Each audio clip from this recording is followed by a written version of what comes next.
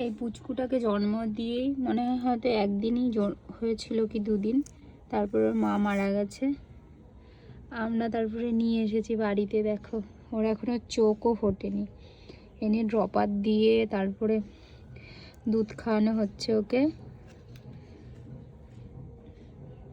নিয়ে এখন রোদের মধ্যে একটু ছায়া জায়গায় রেখে দেওয়া হচ্ছে, গরমের তাপে ঘুমাচ্ছে। আর রাত্রিবেলায় বাল্ব জ্বালিয়ে রেখে দেওয়া হয়।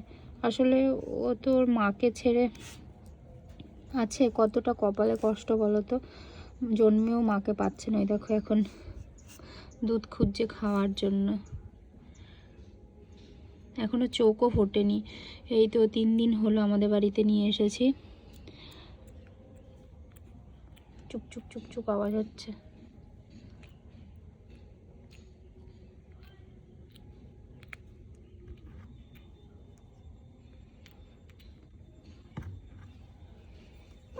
কি কিউট না গুলগুলিটা?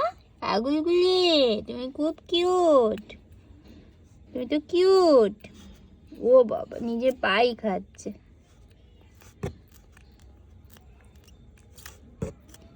কত কষ্ট বলো, জন্মেই মাকে পেল না।